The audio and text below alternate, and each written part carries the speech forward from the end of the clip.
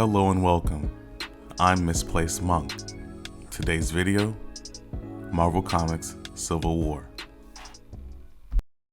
The story starts off in Stamford, Connecticut.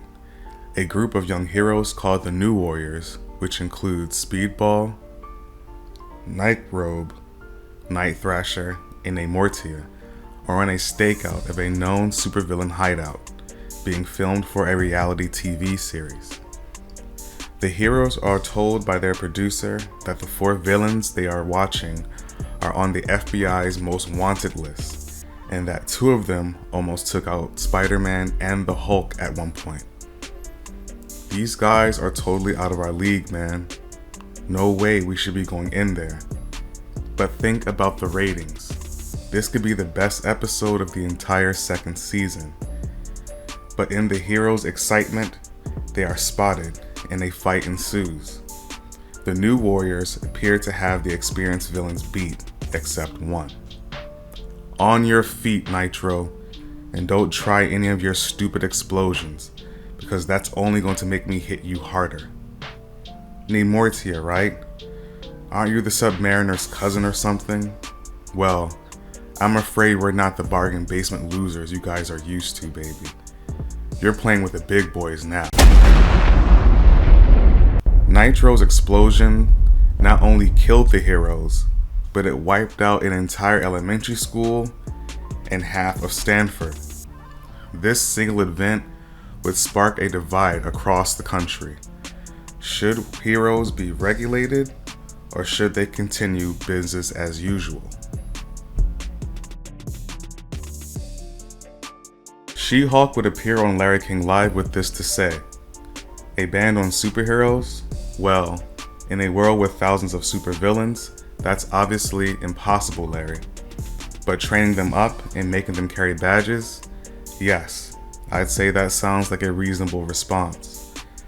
After a memorial service for the victims of the Stamford tragedy, Tony Stark is confronted by one of the victims' mother, Mrs. Sharp. She tells Tony that he is just as responsible for her child's death as the New Warriors. Things turn ugly when Johnny Storm's attacked outside of a nightclub. Hey, how come that loser's getting in when we've been waiting here for hours? Tell you what, gorgeous. Next time you save the world from Galactus, you can borrow my free pass, okay? What about the next time you blow up a school? Yeah, what about the next time you kill some kids? What? Man, you got some nerve swaggering around about town like that. I was you, I'd be ashamed to go outside. I got nothing to do with Speedball or the New Warriors. Those guys were C-list. Baby killer, hold him down.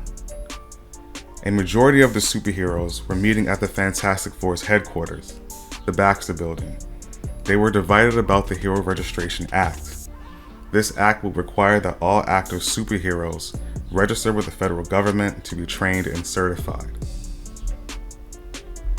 Captain America is aboard the Shield helicarrier with acting director Maria Hill. She informs Cap that in 2 weeks' time, the Hero Registration Act will be passed into law. Hill then asks Cap if he knows of any heroes who might resist registration. A few, he replies. She then asks Cap if he's willing to do the right thing and arrest any non-compliers. Forget about it. You're asking me to arrest people who risk their lives for this country every day of the week. No. I'm asking you to obey the will of the American people, Captain. Don't play politics with me, Hill. Superheroes need to stay out of that stuff or Washington starts telling us who the supervillains are. I thought supervillains were guys in mass who refuse to obey the law. Is this the hit squad you've been trained to take down heroes? Nobody wants a war, Captain. The people are just sick and tired of living in the Wild West. Mass heroes have been a part of this country for as long as anyone can remember. So has smallpox. Now grow up and stop being an idiot, huh? Nobody's saying you can't do your job. Weapons down, boys. Stand your ground, gentlemen. Captain America is not in command here. Weapons down, or I will not be responsible for what comes next. Tranquilizers on, boys. Get ready. This is insane. Completely insane. Damn you to hell for this, Hill. Damn you to hell for making me do it. Cap then engages in battle with the SHIELD squad aboard the helicarrier, but narrowly escapes via fighter jet. In Washington, the Registration Act is moving ahead, but with Captain America going rogue, the fear is that heroes who are against the act will now have a figurehead. Iron Man reassures the politicians that everything will be fine and to leave Captain America to him, Mr. Fantastic, and the Yellow Jacket. A few days later, a SHIELD hit squad came across two villains, Grim Reaper and the Vulture, who was sporting a broken nose thanks to Cap. I thought you idiots were supposed to be hunting him down or something. One of the agents asks Hill, how many criminal beatings does this make for Cap now? To which she responds, 15 criminals inside 72 hours. She then reveals to take down that many people alone is impossible, so he finally has help, her worst fear. Iron Man is pro-superhero reform and believes this act will weed out the kids, amateurs, and sociopaths. Tigera then asks him, what category does Captain America fall into? He's wrong this time, Tigera. Trust me. Finally, the Hero Registration Act becomes law. So any hero performing heroic acts without being registered was to be placed under arrest. 24 hours later, the manhunt began for illegal superhero activity. The first to feel the wrath were the Young Avengers. Luckily, Cap and the Falcon were undercover within the hit squad. During the transport, one of the guards revealed to Cap that the government was working on a new prison for superpowered people. Gonna be a cold shower when they see the new pen they're building for these super creeps. You heard about this place? This number 42 thing they're constructing? Franken Supplies says you're not even allowed to look at the blueprints without these special goggles. You know something, fella? You talk too much. After taking out the guards, Wiccan teleported the group to SHIELD Safe House number 23. It is then revealed to the newly recruited heroes that they will be receiving new identities and staying at this safe house for the duration of the war. At the same time this is happening, live from Washington, Tony Starks and Ms. Sharp and Spider-Man are holding a press conference. Spider-Man tells the public that heroes shouldn't be allowed to go unchecked. They should go legit and earn the public's trust back. Spidey then proceeds to remove his mask and reveal his identity. J. Jonah Jameson would lose consciousness as a result of said unmasking. In Wakanda, Reed Richards tells T'Challa that the US president wants his help tracking down non-registered heroes. T'Challa wants no part of it and is more concerned about the well-being of Johnny and Sue. Meanwhile, Tony is visiting with Emma Frost to see if the X-Men would join his cause. Emma respectfully declines. She promises to stay out of the US government's way as long as they leave the X-Men be. Captain America, Hercules, Daredevil, and Goliath are sitting in a coffee shop when they receive an alert that a petrochemical plant is on fire with 300 or 400 people trapped inside. Upon their arrival, the group noticed that the lab was a subdivision of Stark Industries. It's a trap. Cloak and Wiccan are suddenly taken out of the picture via tranquilizers.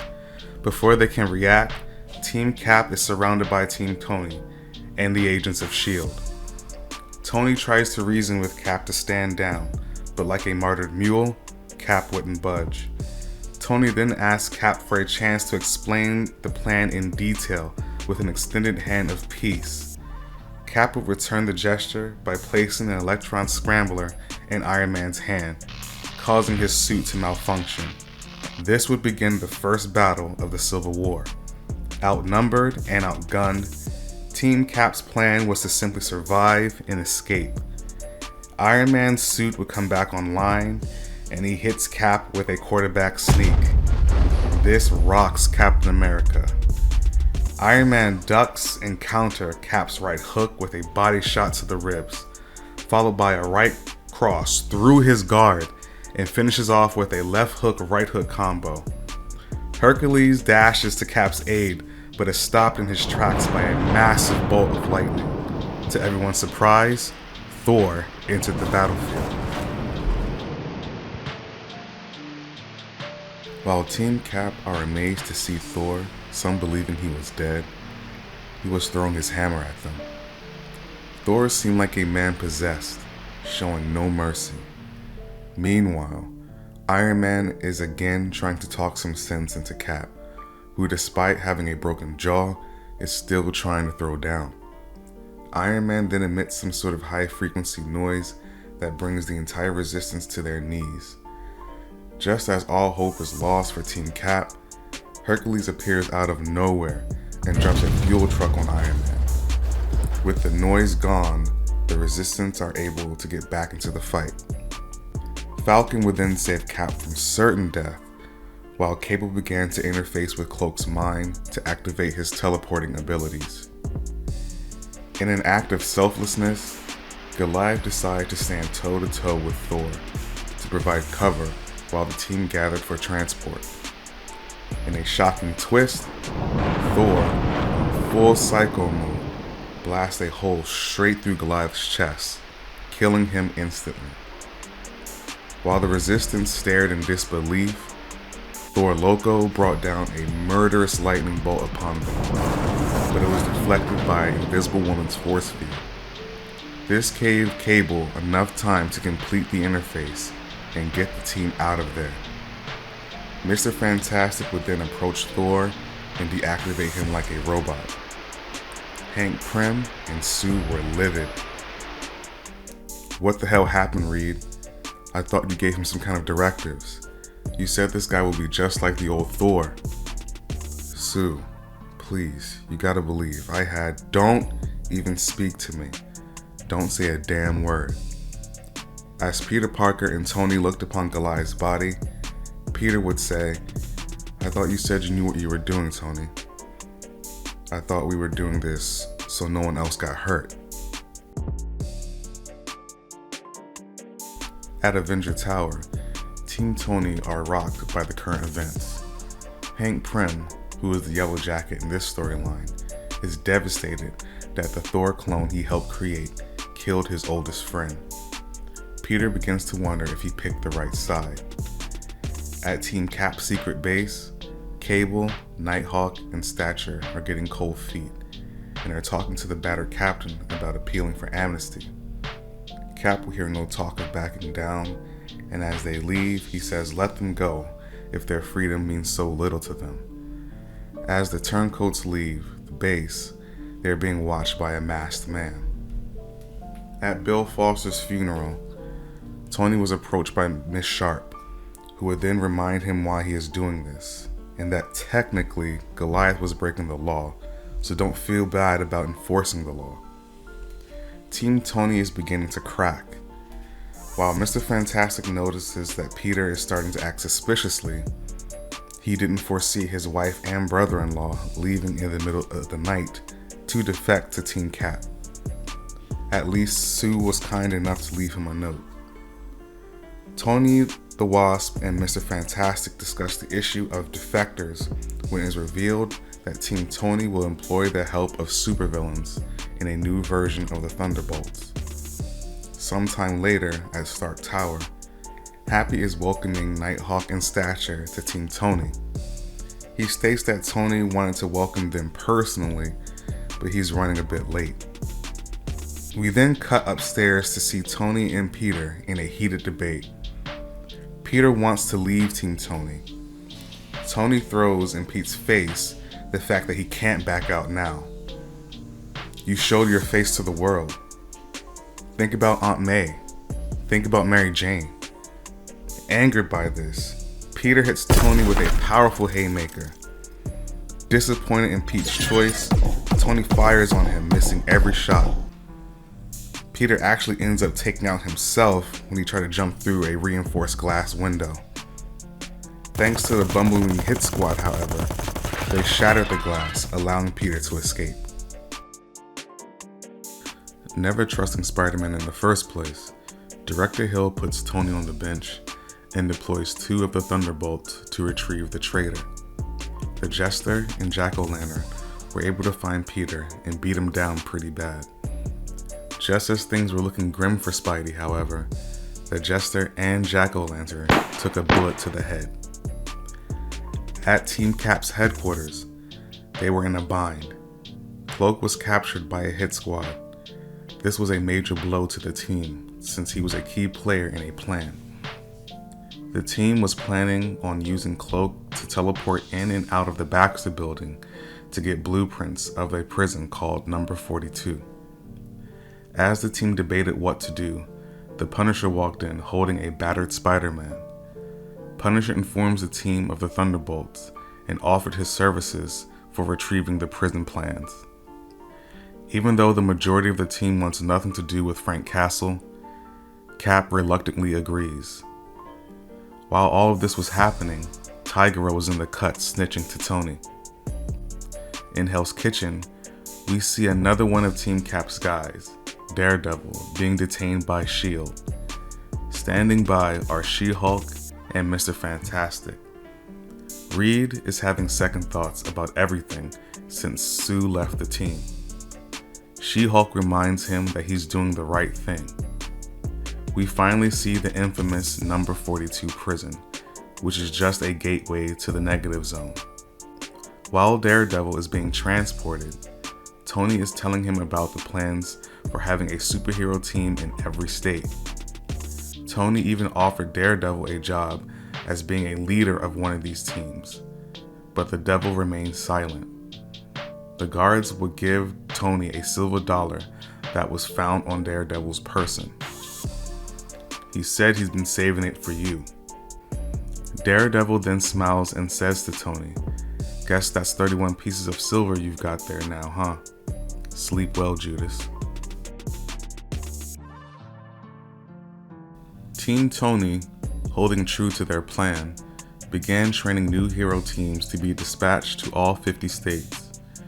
Mr. Fantastic tells Tony that the president offered him 12 immunities, but everyone else would be open to prosecution at the conclusion of the war. The Punisher manages to break into the Baxter building and was able to provide Cap with access to the files about Number 42. While this was happening, Sue tried to get the assistance of Atlantis, but Namor could care less about surface dwellers. His mind seemed to be on other things. Back at the Avengers' secret headquarters, Cap learns that Wolverine and Doctor Strange aren't joining up, but at least they got the original Spider-Man back. Falcon then informs the team that all 50 states, in conjunction with the puppet hero teams, have portals that lead directly to Number 42. Cap then reveals to the team that Tony is planning a huge assault, so tonight will be the final opportunity to rescue their captured teammates. At that moment, Diamondback presented two villains, Goldbug and Plunder, to the team. The villains offered their services in response to Team Tony reactivating the Thunderbolts. Before Cap could respond, both villains were shot to death by the Punisher. After executing the men, Frank would look at Cap and casually ask, "What?" Cap then proceeds to give Punisher a hellacious beatdown. "You murderous piece of trash. They were bad guys, Cap. Shut up." When Cap tells him to fight back, Punisher refuses. "Not against you." Cap wants nothing more to do with the Punisher and order his removal from the headquarters. On Rikers Island, we see the Number 42 portal to the negative zone under heavy guard. Suddenly, the guards are attacked by Team Cap, who are invisible thanks to Sue Storm. Falcon then thanks Black Panther for joining the team, to which he replies he wished he had joined sooner. It might have prevented Goliath's death.